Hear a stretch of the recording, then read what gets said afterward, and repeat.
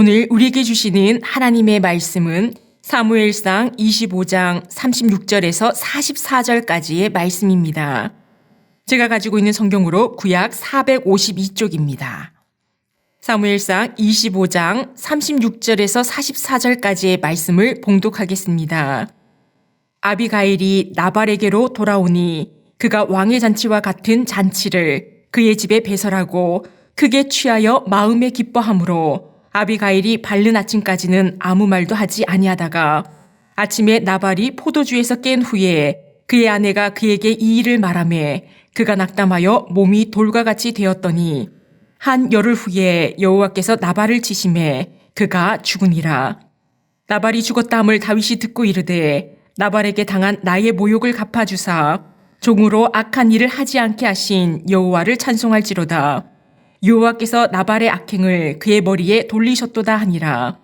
다윗이 아비가일을 자기 아내로 삼으려고 사람을 보내어 그에게 말하게 하매 다윗의 전령들이 갈멜에 가서 아비가일에게 이르러 그에게 말하여 이르되 다윗이 당신을 아내로 삼고자 하여 우리를 당신께 보내더이다 하니 아비가일이 일어나 몸을 굽혀 얼굴을 땅에 대고 이르되 내 주의 요종은 내 주의 전령들의 발 씻길 종이니이다 하고 아비가일이 급히 일어나서 나귀를 타고 그를 뒤따르는 처녀 5과 함께 다윗의 전령들을 따라가서 다윗의 아내가 되니라.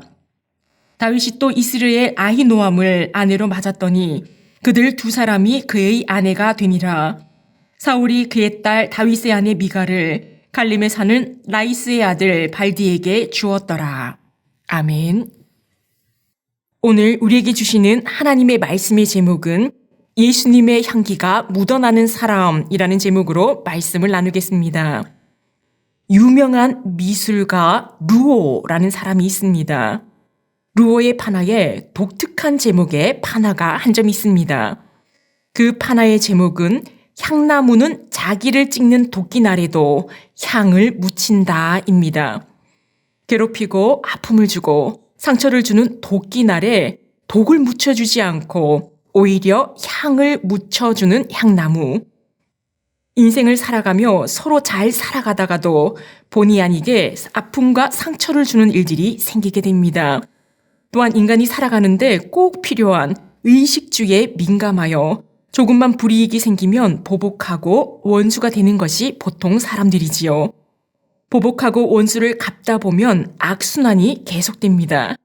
그래서 보복하지 말라고 하고 원수를 갚지 말라고 합니다. 그러나 하나님의 백성인 우리는 향나무와 같이 조금 더 깊은 삶을 살아갈 수 있어야 합니다.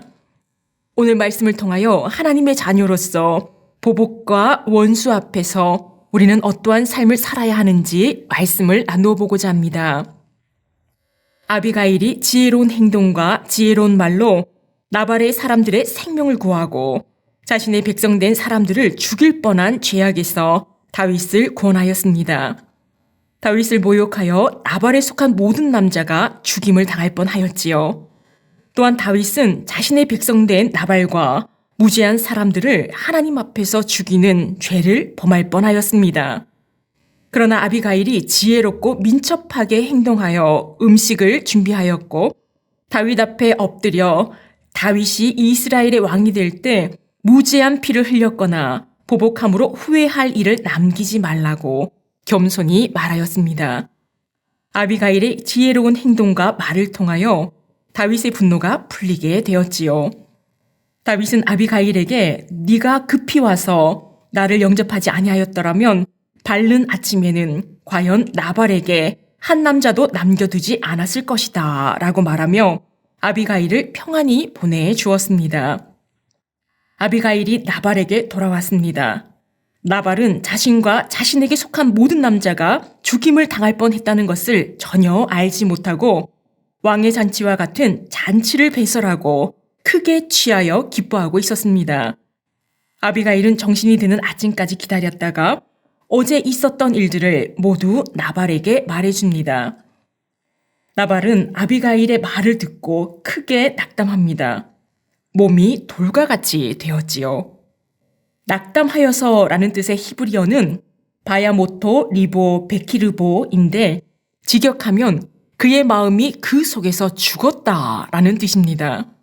마음이 크게 놀라고 두려움에 빠지게 되었다는 것이지요.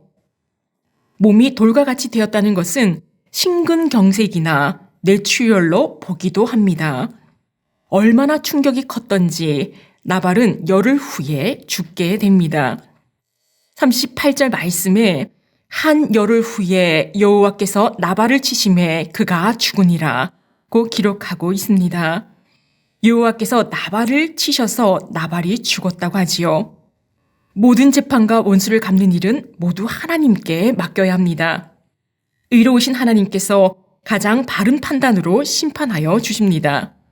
로마서 12장 19절 말씀에 내 사랑하는 자들아 너희가 친히 원수를 갚지 말고 진노하심에 맡기라 기록되었을 때 원수 갚는 것이 내게 있으니 내가 갚으리라고 주께서 말씀하시니라. 아멘. 원수를 하나님께서 갚아주신다고 말씀하십니다. 그러나 그때까지 참지 못하고 내 생각, 내 힘으로 원수를 갚으려고 하다가 더 큰 죄와 어려움에 빠지게 되는 것이 바로 우리입니다. 속담에도 오랜 원수를 갚으려다가 새 원수가 생겼다는 속담이 있습니다. 보복은 또 다른 보복을 낳게 되어 계속해서 악순환이 됩니다. 다윗이 나발과 그에게 속한 남자들을 보복하여 다 죽였더라면 다윗이 왕이 된 후에 이 일에 대하여 새로운 어려움, 새로운 보복이 생기게 되었을 것입니다. 39절 말씀에 나발이 죽었다 함을 다윗이 듣고 이르되 나발에게 당한 나의 모욕을 갚아주사 종으로 악한 일을 하지 않게 하신 여호와를 찬송할지로다. 여호와께서 나발의 악행을 그의 머리에 돌리셨도다 하니라. 다윗은 나발에게 당한 모욕을 하나님께서 갚아주시고 다윗이 악한 일을 하지 않게 하신 여호와를 찬송합니다. 하나님께서 친히 심판하시고 아비가일을 통하여 자신이 지을 뻔한 악한 일을 막아주심을 찬양하는 것이지요. 하나님께서 원수를 갚아주심으로 다윗은 기뻐하였습니다. 그러나 우리는 여기에서 한 단계 더 나아가야 합니다. 앞에서 루오의 파나의 제목이 향나무는 자기를 찍는 도끼날에도 향을 묻힌다라고 했습니다. 우리를 내리찍는 원수가 있을 때 그 원수를 하나님께 맡길 뿐 아니라 더 나아가 우리는 괴롭히고 상처를 준다 해도 도리어 예수 그리스도의 사랑의 향기를 묻힐 수 있는 사람이 되어야 한다는 것입니다. 원수를 내가 갚지 않고 하나님께 맡겨야 하지요. 여기에서 좀 더 나아가면 예수님처럼 예수님을 비방하고 멸시하고 죽이려는 자들을 용서하고 기도하셨던 예수님과 같이 나를 괴롭히는 자들에게 도리어 예수님의 향기를 묻힐 수 있는 우리가 되어야 한다는 것입니다. 예수님의 향기, 예수님의 사랑의 향기가 나를 찍어 누르는 사람들에게 도리어 묻어날 수 있는 삶을 살아내야겠습니다. 이어서 다윗은 아비가일을 아내로 삼으려고 합니다. 나발이 죽은 지 얼마 되지도 않았는데 아비가일을 아내로 삼겠다고 한 것은 현재를 살아가는 우리가 볼 때 이상하게 여겨질 것입니다. 그러나 오늘 성경 본문의 시대에는 남편을 잃은 과부에게 어떠한 일이 일어날지 모르는 상황입니다. 아무리 부유하다 해도 그 시대에 남편 없는 과부는 위험에 노출될 수밖에 없지요. 다윗은 자신을 죄악에서 구원하여 준 아비가일을 거두어 준 것입니다. 43절 말씀에는 다윗이 이스르엘 아히노암을 아내로 맞이하였다고 합니다. 왕정 국가에서 많은 아내와 많은 아들을 낳으면 왕조의 영향력이 강하여지기에 많은 아내를 두려고 했지만 내부에서는 서로의 암투로 비극을 피할 수는 없습니다. 다윗의 두 아내 가운데 이스르엘 아히노암은 이후 다윗의 첫째 아들 암논의 어머니가 됩니다. 아비가일은 다윗의 둘째 아들 길르압의 어머니가 되지요. 사실 다윗의 첫 번째 아내는 사울 왕의 딸 미갈입니다. 사울 왕은 다윗과 완전히 결별한 뒤에 라이스의 아들 발디와 재혼을 시켰습니다. 말씀을 맺겠습니다. 원수를 갚는 것은 하나님께 맡겨야 합니다.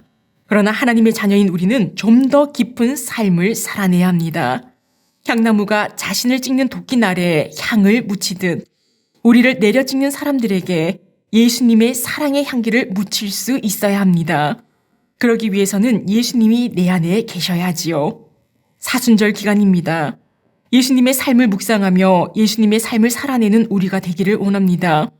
예수 그리스도의 사랑의 향기를 사방으로 또한 나를 괴롭히는 사람에게까지 묻힐 수 있는 우리가 되기를 축원합니다. 기도하시겠습니다. 사랑의 하나님, 항상 사랑해 주시고 모든 삶과 동행하시며 살펴주신 은혜를 감사드립니다. 오늘 말씀을 통하여 재판장 되시며 원수를 갚아주시는 하나님을 묵상하였습니다. 우리는 오늘의 말씀에서 좀 더 나아가 예수님의 사랑의 향기를 묻히는 하나님의 자녀가 되자는 말씀을 듣고 결단하려고 합니다. 보복과 원수 갚는 것은 모든 것을 아시는 하나님께 맡김으로 가장 선한 방법으로 옳은 방법으로 갚아주심을 믿습니다. 좀 더 나아가 예수님께서 원수를 사랑하신 것처럼 예수님의 방법으로 원수를 용서하고 나를 괴롭히는 사람에게 도리어 예수님의 향기를 묻혀낼 수 있는 우리가 되기를 간절히 원합니다. 예수님의 사랑의 마음으로 살아갈 수 있도록 예수님이 내 안에 내가 예수님 안에 거하는 삶이 되게 하여 주옵소서. 이 모든 말씀 예수 그리스도의 이름으로 기도합니다. 아멘.